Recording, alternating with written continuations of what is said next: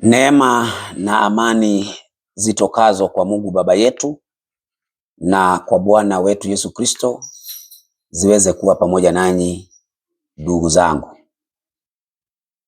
Ni mimi Mwalimu Francis Ndacha na nina habari nataka kufikisha kwako.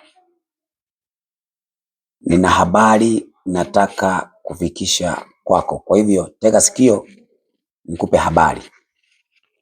Na habari hii ninaitoa kwanza kwenye kitabu cha barua ya Yohana ya 3.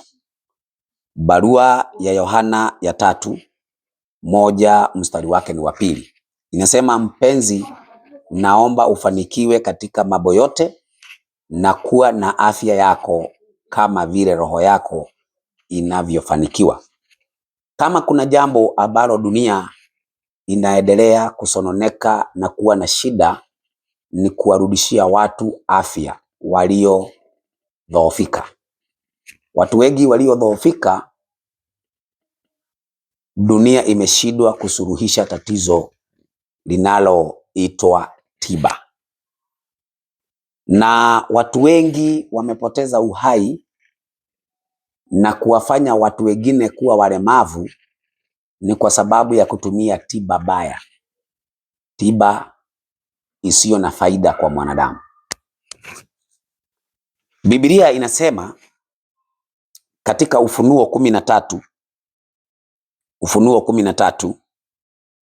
mstari wake ni wa 1, ya kwamba kisha nikaona mnyama akitoka katika bahari, mwenye pembe 10 na vichwa 7, na juu ya pembe zake ana vilemba 10.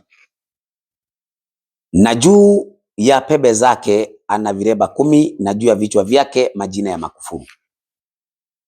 Na yule mnyama niliyemuona alikuwa mfano wa chui, na miguu yake ilikuwa kama miguu ya dubu, na kinywa chake kama kinywa cha simba. Yule joka akampa nguvu zake na kiti chake cha enzi na uwezo mwingi. Wakati napoogelea mnyama huyu na kupata picha yake kamili, huwa nataka sana kila mmoja aweze kupata picha hii. Na hili halihusiani na dini na halihusiani na dhehebu, kwa sababu watu wanaougua, watu wanaoteseka, watu ambao wana wapendwa wao wana maumivu, haijalishi ni Muislamu, haijalishi ni Mkristo, ni Buddha au ni Krishna au ni kafiri, bora ni mwanadamu, anahitajika awe na afya nzuri. Na kama wewe una familia, uweze kutumikia familia yako. Kuna watu ambao wanaingia kaburini hawajamtumikia hata mzazi, kado na kwenda kumtumikia Mungu, hata mzazi mwenyewe hawajamtumikia. Na kwa sababu kuna wahubiri wa uongo wameinuka katika siku za mwisho, wanawadanganya watu ya kwamba huyo mtu amechukuliwa na Mungu. Kwa hivyo leo mahubiri yanahubiriwa kana kwamba Mungu ni muuaji. Lakini nataka niwaambie, wauaji wakubwa ni kila mmoja anayeishi maisha yenye kumletea maradhi, yenye kumletea magonjwa. Leo tuko na magonjwa ya zinaa. Hivi nataka nikuambie, mtu yoyote ambaye amepata ugonjwa wa zinaa atatuambia amerogwa? Atatuambia amerogwa mtu ambaye aliyepata ugonjwa wa zinaa? Mtu ameenda akaokota ukimwi wakati anapofanya zinaa, atasema ya kwamba amerogwa? La hasha. La hasha. Huo ni ugonjwa unaotokana na zinaa. Lakini sio kila mmoja anayepata ukimwi ambaye alikuwa anafanya zinaa. Kuna wengine ambao wameletewa na wapendwa wao, na wengine pengine wakakutana na damu ambazo ziko na virusi. Lakini pia kado na magonjwa ya zinaa, kuna magonjwa kama vile kansa, kuna magonjwa kama vile pressure, kuna magonjwa kama vile H. pylori, kuna magonjwa kama vile magonjwa ya vidonda vya tumbo, na pia kuna magonjwa kama vile magonjwa ya hemorrhoid. kuna magonjwa kama vile magonjwa ya viungo vya mwili. Nataka nikueleze kitu kimoja na ninaomba unisikilize. Waafrika ama wanadamu duniani wamechukuliwa akili zao na wazungu, na wazungu hawa wanafanya kazi wakiwa wameandikwa kazi na mnyama yule tumemsoma kwenye Biblia. Kwa hivyo mnyama huyu, kwa sababu anamtumikia shetani duniani, mnyama anawakilisha ufalme. Mnyama anawakilisha ufalme. Kwa hivyo ufalme unaotawala dunia kwa sasa ni ufalme ambao shetani anauongoza. Sitamtaja mtu, lakini nataka nikuambie kwa mujibu wa Biblia, ufalme unaotawala dunia sasa shetani anautumikia. Kwa hivyo tunapotegemea dunia itupe amani, tunapotegemea dunia itupe tiba ya kweli, baadaye tunajipata hatujapona. Niko na andiko hapa katika kitabu cha Yeremia, kitabu cha Yeremia 46 mstari wa 11, ambaye nataka tusome. Inasema hivi, 46 mstari wa 11, kitabu cha Yeremia: pada uende Gileadi ukatoae zeri, binti bikira wa Misri. Unatumia dawa nyingi bure tu, hupati kupona kamwe.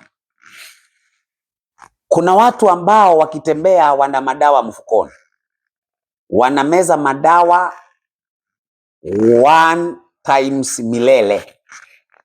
One times milele. One times milele ni kuwa unameza dawa mpaka siku ya kufa. Sasa ina maana ya kwamba dawa hiyo haijakupa kupona, haijakufanya upone.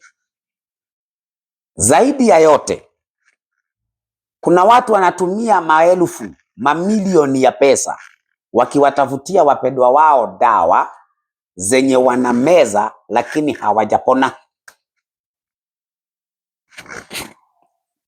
Unaona hiyo? Kuna watu ambao leo wanateseka na magonjwa ambayo hawajaweza kupata tabibu au hawajaweza kupata tiba ya kweli.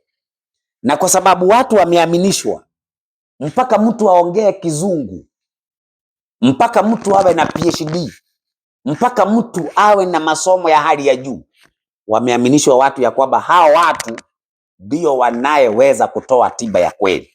Nina changamoto, ninatoa challenge katika hiyo. Mimi ninapokuwa nikiwa mdogo, tulikuwa na watu ambao tulikuwa tunawaita waagui, ama tulikuwa tunawaita mababu na manyanya zetu. Walikuwa na tiba ya kweli. Kuna mama mzee na babu yangu mimi mwenyewe, wakati anapokufa na miaka yake aliyokufa katika uzee, alikuwa na meno yake yote, hakuwa ameng'oka meno hata moja.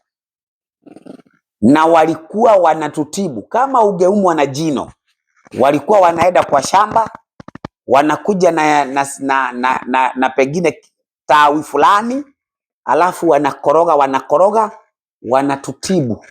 wanatutibu. Unapata ya kwamba wanatibu jino haliwezi kuuma tena, wanatibu linapona. Lakini leo wewe, sitaki kudhoofisha masomo ya mtu, lakini kuna mwingine atakwambia ng'oa jino, kama vile ambavyo nilipokuja na kuumwa na jino baadaye na kwenda sehemu, ndio nikapata ya kwamba nimeambiwa hii jino lazima ing'olewe. Lakini kule nyumbani tulikuwa tunatibiwa na hao mababu zetu, lakini walifariki dunia, hawako tena. Hivi walikuwa wamesoma PhD ngapi? Hivi walikuwa na elimu ngapi? Lakini walikuwa na elimu ya kweli ya tiba.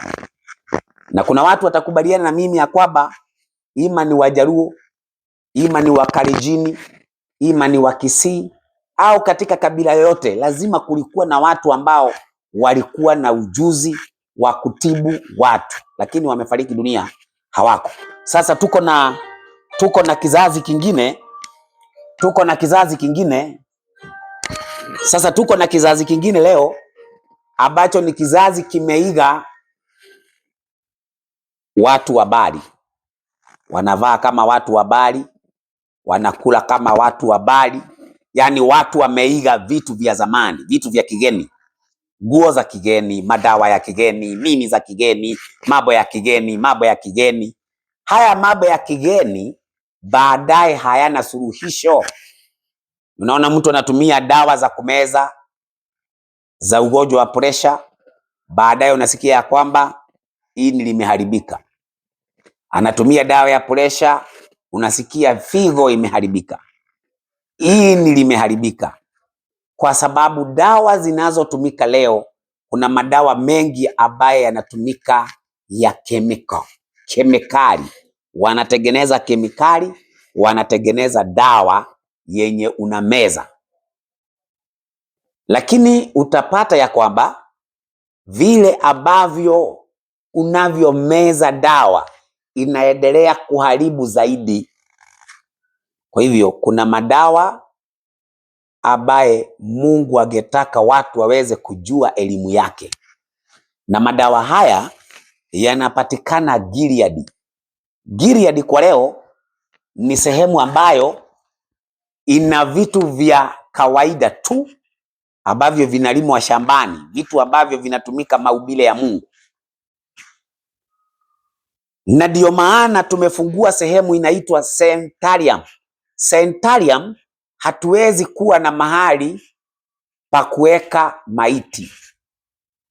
Unajua leo unaweza ukaweka hospitali alafu ukaweka mochari. Ina maana ya kwamba wewe unaamini ya kwamba watu nao watibu watakufa, lakini tunaamini ya kwamba watu watapona. Kwa hivyo sisi hatutakuwa na mochari, tutakuwa na sanitarium yenye inakaa kama nyumba, kama sehemu tunakaa, lakini hakuna barua yoyote ya serikali inayohitajika tuwe nayo ambaye hatutakuwa naye. Kwa hivyo hatutafanya kitu ambaye ni cha siri. Tutakuwa na barua zote, lakini dawa tutakazozitumia, kitu ya kwanza tutatumia chakula kama dawa. Maana wale watu ambao wamekosa kula chakula kama dawa, sasa wanakula dawa kama chakula. Wanakula dawa kama chakula, maana walikosa kula chakula kama dawa. Watu ambaye wako Ulaya, watu ambaye wako Uarabuni, watu ambaye wako sehemu yoyote ya dunia, wanahangaika juu ya maradhi, wanahangaika juu ya magonjwa. Lakini nataka niwaambie kuna suluhisho ya kupata tiba ya kweli. Na kama ningekuwa mimi ni kama wale wachungaji wanaotafuta utukufu kwao, leo ningekusomea message nyingi, leo ningekutolea sauti nyingi, alafu tukazikiza kama ushuhuda ya watu ambao wamepona kwenye tiba ya kawaida. Tiba ya kawaida, hizi vitu unavyoona hapa, nitakuelezea kuhusu tiba hizi. Hapa hakuna tiba yenye iko na kemikali, hakuna tiba yoyote iko na kemikali hapa, lakini hapa kuna tiba ya kweli. Lakini kwa sababu wewe umeaminishwa tu dawa za kizungu, kuelewa hii itakuwa ni ngumu kwako. Ni neema ya Mungu tu ikusaidie, ni neema ya Mungu ikusaidie kuelewa. Lakini nakuombea Mungu, nitakapokuwa naeleza, Mungu akusaidie uelewe. Na mimi kama kuna kitu ambacho ningependa, kwa sababu hizi sio vitu vinatoka Ulaya, ni vitu vinatengenezwa, zingine hapa Kenya na zingine hapa Tanzania. Zinatengenezwa hapa. Si ati ni vitu zinatengenezewa Bali. Ni vitu vinatengenezewa hapa na ni vitu ambavyo tunakaa navyo. Kama ingewezekana, na ninataka niweze kupanga mpango huo, tuweze kuwapata walio na elimu hii, alafu wawe wanatufanyia semina kila wakati, ili wewe ukiwa ndani ya nyumba yako Ukiwa katika sehemu unayoishi, unaweza ukaishi na ukajitengenezea madawa kwa ajili ya magonjwa yanayokusumbua. Tuelewane hivyo. Lakini si wote hata wanaweza kukubali. Wengine hata nikiweka somo, unajua nina posti katika Facebook yangu ya kwamba ugonjwa ni huu na unatibika. Ugonjwa ni huu na unatibika. Wengine wanamalizia kuniita wewe ni mganga, umekuwa mganga. Sasa wakidhani wananitusi, nawaambia ni kweli, mganga ni mtu mwenye anaweza kukutibu ukapona. Kwa hivyo kama mimi ni mganga ni sawa, hilo jina umetumia ni halali kwangu. Maana ninafurahi ukiniambia wewe una ugonjwa wa H. pylori, ninakupa dawa unapona. Ninakupa dawa unapona, lakini dawa yenye nakupa haina kemikali, haiwezi kukuharibu wakati unapoitumia. Maana kuna watu wengi wanatumia dawa zinawaharibu badala ziwaponye. Sasa hapa katika Yeremia 8 mstari wa 20, naomba niweze kusoma alafu nikuelezee kuhusu dawa hizi. 8 mstari wa 22. Katika Yeremia 8 mstari wa 22 nasema, je, hapana zeri katika Gileadi? Hapana zeri katika Gileadi? Huko hakuna tabibu? Mbona basi haijarejea afya ya binti ya watu wangu? Kwa hivyo kuna kitu ambacho Mungu anataka afya kurejea. Wewe ni mgonjwa uko na pressure, utarejea. Wewe ni mgonjwa uko na TB, itarejea. Wewe ni mgonjwa uko na magonjwa ya mifupa, itarejea. Kwa sababu Mungu amesema tukienda Gileadi na tutafute zeri, tutapona. Tutapona. Wewe uko mgonjwa wapi? Ni ugonjwa gani unakusumbua? Saa hii tunatafuta pesa ya kupeleka mahubiri Kisumu, kupeleka mahubiri Namanga, kupeleka mengine Silali. Hatuna pesa. Lakini wewe pesa zako nyingi unatumia kwa dawa. Wacha mara moja.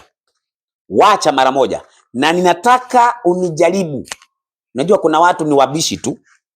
Nijaribu. Kama wewe ni mgonjwa, wewe nijaribu. Ndio usikie kama naongea porojo ama ninaongea vitu vinavyomaanisha. Nijaribu. Usikuwe mtu wa kupinga tu. Usipinge. Wewe jaribu. Kama ni mgonjwa leta. Kama una mgonjwa leta. Kama una mgonjwa niambie, nikutumie dosi yake. Uniambie kama wewe hatarudiwa na afya yake. Na niko na ushuhuda mwingi. Niko na ushuhuda mwingi. Ushuhuda niko naye. Wale wanataka ushuhuda wanitafute inbox niwape.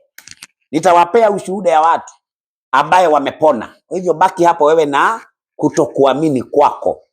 Maana kutokuamini kwako kumekufanya kuwa mateka washinda. Shida uko nazo wewe ni kwa sababu ya kutokuamini kwako. Hata saa hii ninapochukua muda huu nikueleze bado wewe uamini. Unaona? Lakini kama wewe utanisikiliza kwa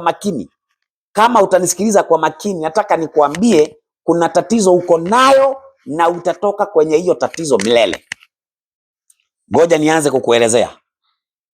Hii inaitwa Bodyguard hii. Hii Bodyguard pale Nairobi CBD karibu na msikiti wa Jamia. Kuna mtu wako hapo alinisikilizaga zamani nikiongea, akawa na shida ya maumivu ya mgongo. Maumivu ya mgongo. Ametumia hizi mbili tu na hiyo shida imekuwa shida yake kubwa sana. Sasa hivi ako huru. Anaweza akafanya kazi yake, anaweza akaendelea na mambo zake, na alitumia dawa hizi mbili. Hii Bodyguard. Moja ni shilingi 1000 hii. Moja ni shilingi 1000. Alitumia ya kwanza, akatumia ya pili na akatoa ushuhuda. Akamtuma mama fulani na yeye akamwambia eda mimi nilipona. Hiyo nimekuwekea hapa.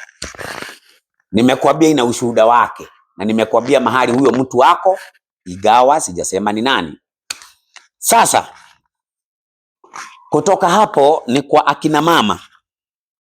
Akina mama Kuna akina mama wanachukua nywele za kununua kwa duka, wanaenda wananunua nywele ya duka, wanakuja wanaongeza kwenye nywele zao, kitu ambacho Mungu amekataa. Ukiwauliza wanasema nywele yetu haikui kubwa, na kama sitashuka inakatika. Sasa haya ni mafuta, mimi nataka nikuambie, na sikuambii hivi nikutapeli ama nikuibie. Hii mafuta hii, haya mafuta haya yanakufanya nywele yako kuwa ndefu na yenye afya. Yaani nywele yako haikatiki tena na inaendelea kuwa ndefu, na sio pesa mingi. Ukihitaji utanitafuta. Kama wewe ni akina mama, wewe ambaye una shida ya nywele kukatika, kuja uchukue hii uniambie kama itakatika tena. Afadhali sasa ukuage umenunua unasema kwamba nilipaka na nikarudia tena nikapaka na haikusaidia. Sasa utakuwa sasa una make sense, unamaanisha kitu. Hapa bado niko kwa akina mama.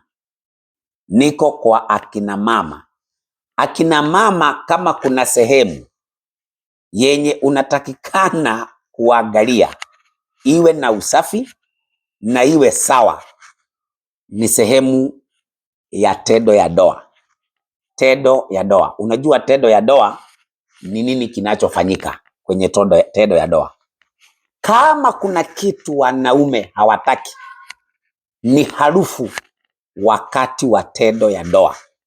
Kama wewe ni mwanamke, wakati wa tendo ya ndoa unatoa harufu fulani, unatoa harufu wakati wa tendo ya ndoa, ujue wewe ni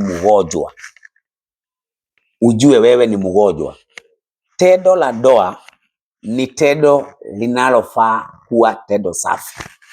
Wale wote ambaye mko na shida, wamama mlio na shida. Unajua watu wanajifanya ati sasa hawezi kusema kitu na wewe ni mgonjwa. Unajua kuna watu wengine mtu amegojeka kwa sababu amegojeka huko chini. Sasa anasikia ati anasikia aibu. Unasikia aibu na wewe ni mgonjwa. Unatakikana ndio unaona daktari unamtolea paka nguo. Kwa sababu wewe ni mgonjwa. Unamtolea nguo. Kwa hivyo usije ukaibika. Hii peke yake unaweza kutumia na watu wengine kadhaa. Huwezi maliza hii. Na itakusafisha na kuambia mama. Itakusafisha, hakuna harufu utakayesikia hata kidogo. Utaniambia baadaye. Ukihitaji mimi nipo. Kama wewe una shida ya kutoa harufu katika sehemu yako ya siri, nitafute. Sijali kuitwa mganga. Bora utachukua upone, wewe wacha wenye kuniita mganga waendelee. Hiyo mimi sijali. Mimi nilizoea kutukanwa, kukejeliwa. Sasa hiyo huwa naona kama ni chakula yangu. Hii nayo ni kwa wale watu ambaye wako na kikohozi. Kikohozi, unakohoa. Unasikia yani magonjwa yale ambaye ni ya kukohoa, ya kifua, ya mapafu, chest. Hizi dawa mbili hizi zitakusaidia sana katika magonjwa hayo yale yako kwenye chest. Sijui kama ningeweza kusoma kadhaa kama zimeandikwa.